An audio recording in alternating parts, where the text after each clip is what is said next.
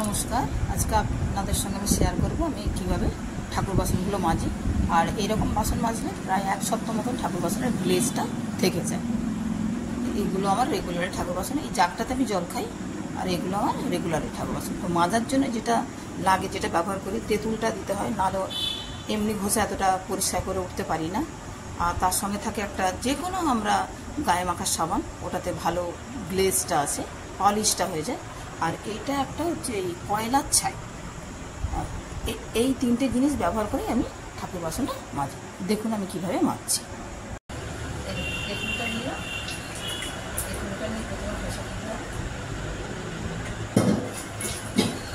এটা আমরা এরকম তো আমরা সবাই করি,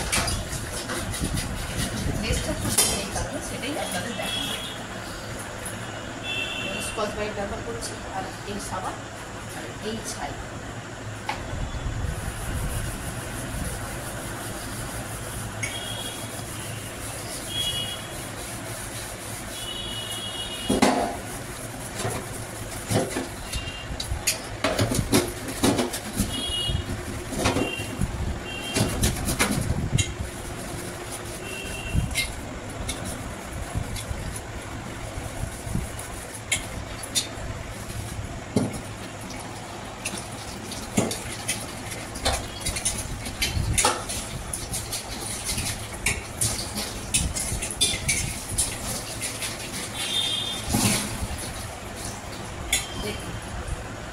মাজা হয়ে গেলে মেন করতে হবে, এটাকে ভেজে ধুয়ে একটু পুছে নিতে হবে।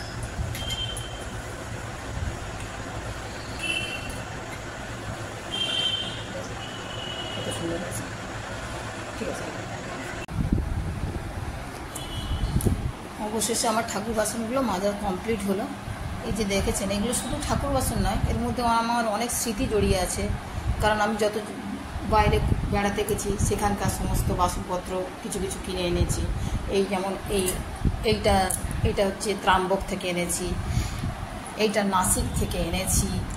আর এই যে ধূপধানিটা দেখতে পাচ্ছেন, এটা হায়দ্রাবাদ থেকে এনেছি। এরকম আমরা তো যারা বাঙালিরা বেশিরভাগই ঘুরতে বেড়াতে গেলে ঠাকুর বাসনগুলোই বেশি কিনি, তো আমিও তার মধ্যে বাদ পড়িনি। তো এই জন্যই আমার নানা রকম ভ্যারাইটিস ঠাকুর বাসন, যেমন কাপড় জামা আমরা ঘুরে ফিরে ব্যবহার করি, আর ঠাকুর বাসনও এই জন্য ভ্যারাইটিস ব্যবহার করি। তো আমার ভিডিওটা এখানেই শেষ করলাম। যদি ভিডিওটা আপনাদের ভালো লেগে থাকে তাহলে লাইক, শেয়ার অ্যান্ড সাবস্ক্রাইব করে দেবেন। আবার দেখাবেন নেক্সট ভিডিওতে। ঠাকুরের কৃপায় আপনারা সবাই ভালো থাকুন, সুস্থ থাকুন। নমস্কার।